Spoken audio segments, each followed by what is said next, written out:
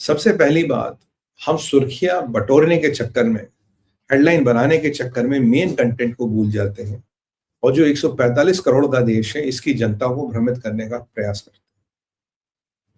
मतलब कहीं ना कहीं एक सेक्शन मीडिया का जरूर है जो भारत को और मोदी सरकार को अब भी नीचा दिखाना चाहता है, जिनका ये मानना है कि भारत और मोदी अब भी घिर रहे हैं, लटक रहे हैं, भटक रहा भारत, ऐसा उनका मानना है और वो ऐसी कहीं चीजें चलाते हैं। मैं आपको बताऊं, पहले ये जो मैक्सिको ने टैरिफ लगाया, भारत पे नहीं लगाया है, ये पूरे उन देशों पे लगाया है जिनके साथ भारत मैक्सिको के साथ फ्री ट्रेड एग्रीमेंट नहीं, उन सब देशों पे टैरिफ लगा है। अब लगा क्यों है, कहानी क्या है? लगा इसलिए, इसके पीछे भी है अमेरिका और अमेरिकन खेल है। अमेरिकन खेल कैसे? देखिए, आप जानते हैं नियर आउटसोर्सिंग, यानी कि पास की कंट्री से माल लो। अमेरिका का मैक्सिको नियर आउटसोर्सिंग हब था और मैक्सिको को प्रेफरेंस मिलता था। मैक्सिको से अगर आप कुछ भी चीज अमेरिका एक्सपोर्ट करेंगे तो 4% की ड्यूटी लगती थी। अब तो बढ़ा दी, ट्रम्प ने पीछे ड्यूटी लगा दी, पहले 4% की ड्यूटी लगती थी। Mexico is given a most favoured nation status, 4% की ड्यूटी हमारी, नियर शोरिंग, पास का कंट्री, रिस्क का लेस।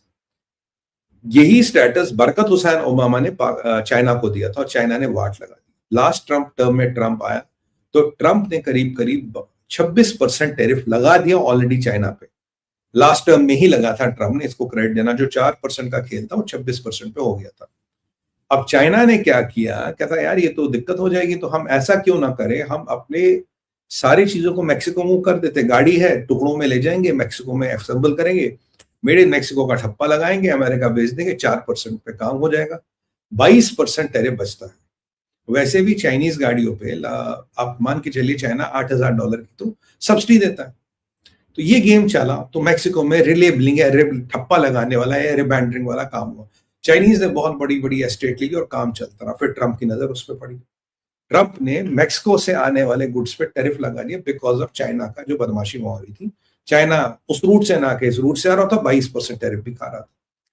तो जब ये लफड़ा हुआ तो मैक्सिको की जो क्लोडिया है, उनकी प्रेसिडेंट, उन्होंने चाइनीज पे काफी क्रैकडाउन किया। चाइनीज इंडस्ट्री पे, चाइनीज मॉल्स खुल गए थे मैक्सिको में जहां नकली सामान बिकता था, सब पे क्रैकडाउन वगैरह किया। वो सब कंट्रोल में आ गया। जब ये सारा कंट्रोल में आ गया तो एक चीज और सामने आती है, वो ये है कि चाइना चाहता क्या था। चाइना धीरे धीरे धीरे धीरे मैक्सिको को एक पोर्ट की तरह यूज कर रहा था अमेरिका जाने के लिए। ट्रम्प ने समझा तो टैरिफ लगा दिया।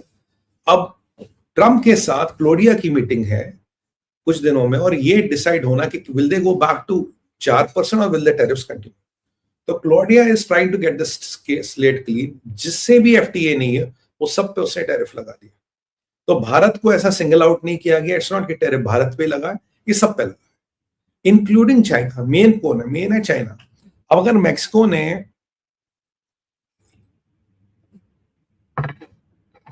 50% टैरिफ लगा दिया तो चाइना को गाड़ियां बेचना मैक्सिको से और भी मुश्किल हो गया। राइट, चाइनीज इंपोर्ट जो आएंगे ऑटोमोबाइल पार्ट्स के रूप में आएंगे, उन पर 50% टैरिफ लगेगा।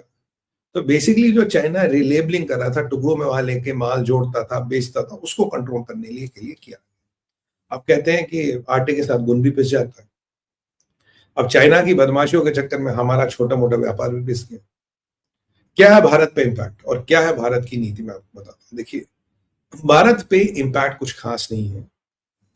भारत जो मैक्सिको को एक्सपोर्ट करता था, करीब $9.1 बिलियन का सामान एक्सपोर्ट करता था, बहुत बड़ा ट्रेड नहीं है, जिसमें करीब करीब $8 बिलियन की गाड़ियां हैं।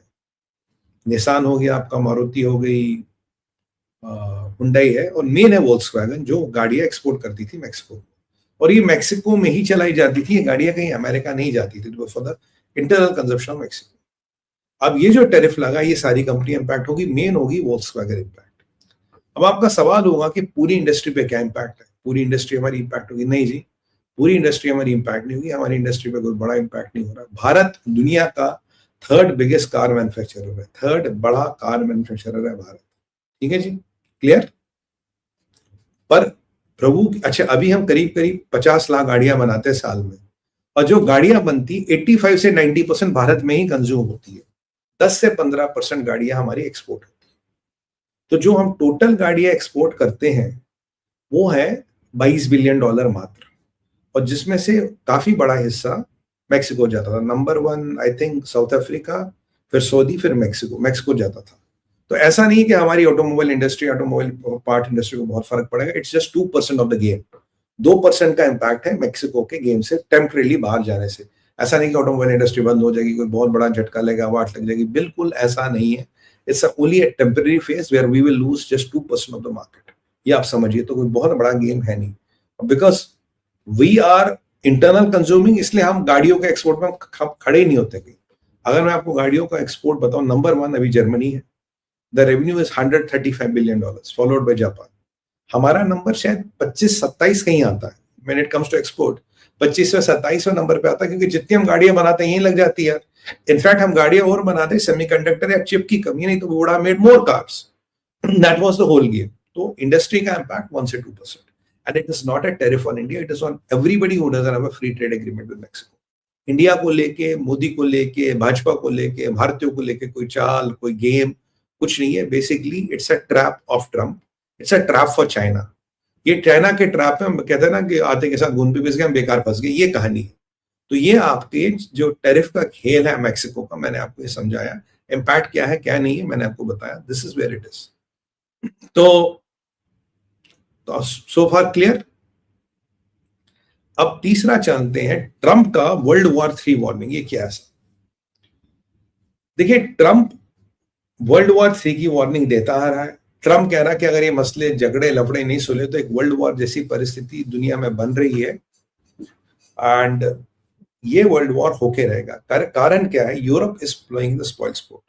पूरा यूरोप मिलके ये चाहता है रशिया यूक्रेन का युद्ध ना रुके। ठीक है, यूरोप अपनी हर तरह की चालबाजियां कर रहा है, हर तरह के पैंतरे कर रहा है। यूरोप चाहता है कि भाई कोई ना कोई मसला बढ़े, कोई ना कुछ चीजें हो। यूरोप कल डेंजरस खेल खेल रहा था। जो पुतिन के एसेट्स हैं 240 या 44 बिलियन डॉलर्स के, उनमें से 100-150 बिलियन डॉलर उठ के जेलेंस्की को दो, जेलेंस्की युद्ध जीतेगा, जेलेंस्की युद्ध जीतेगा, फिर पुतिन उसको पेनल्टी देगा, वो डॉलर हमें देंगे, हम इसमें जाएंगे और फिर पुतिन का पैसा वापस करेंगे। जिसपे ब्रसेल्स ने हाथ खड़े कर दिए, भैया मैं नहीं करूंगा। पुतिन ऑलरेडी कह चुके, अगर ये कर लिया तो विनाश होगा। तो it can even lead to a legal complication और a practical bombing of the Europe. तो जब ऐसे खतरनाक खेल हो रहे हैं, जब यूरोप हिलता तो रशिया के रिलेशन हिलते हैं। रशिया के साथ इक्वेशंस बदल रहे हैं अमेरिका के, रशिया अमेरिका के इक्वेशन बदल रहे हैं। मिडिल ईस्ट में पावर सर्कल्स चेंज हो रहे हैं, मिडिल ईस्ट की पावर गेम चेंज हो रही है। Israel, Iran, Saudi, everybody is changing. जब मिडिल ईस्ट चेंज हो रहा तो रशिया और इस्लामिक ब्लॉक के चीजें चेंज होगी। वो चेंज होगा तो आपके नॉर्थ अमेरिका में इम्पैक्ट आएगा, नॉर्थ अमेरिका में इम्पैक्ट आएगा तो अमेरिका अपना इन्फ्लुएंस बना रहा, और अमेरिका आना चाहता है इंडो पैसिफिक में, इंडो पैसिफिक को कंट्रोल करना चाहता है, जापान कोरिया को मित्र बनाना चाहता है। मित्र तो है ही, उनको और कॉपरेशन करनी इंडिया के साथ, पर चाइना को कंटेन करना चाहता है। तो जब ये सारी इक्वेशंस एक साथ चलेंगी तो power equations are going to change. और अगर ऐसे में आपने ये युद्ध नहीं रोका, अकॉर्डिंग टू ट्रम्प कह रहा जी एक पिछले महीने में 25,000 सिपाही मरे, which can be true, which can not be true. उसने कहा अधिकतर सिपाही मरे, लोग भी मरे, और कह रहा है कि ये लड़ाई यूज चलाने के लिए आपको बिलियंस ऑफ डॉलर्स चाहिए। और अगर ये लड़ाई चलती रही, अगर पुतिन का फ्यूज उड़ गया